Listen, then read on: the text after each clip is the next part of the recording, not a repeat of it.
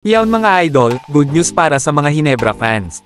Calvin Abueva, possible ng matrade sa Hinebra kapalit ni Ben Adamos.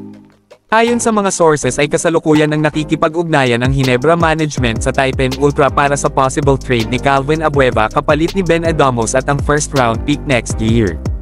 Ramdam na kasi ng Hinebra ang kawalan ng isang Jamie Malonzo dahil kulang na sila sa energy at hindi na ganon kaganda ang nagiging depensa nila.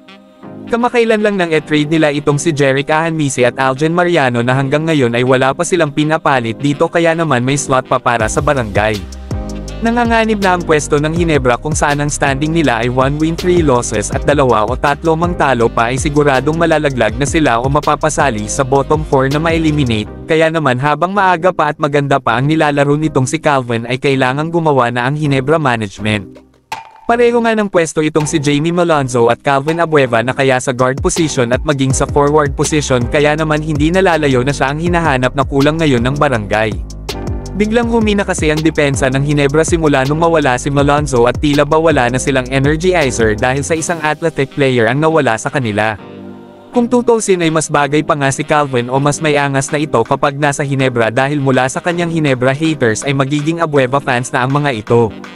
Aminin natin na wala na masyadong angas panoorin o exciting panoorin ang Hinebra sa lineup nila ngayong season di gaya ng mga nakaraan, kaya naman pag napasama si Calvin ay siguradong ibang aura ang maibibigay nito sa barangay.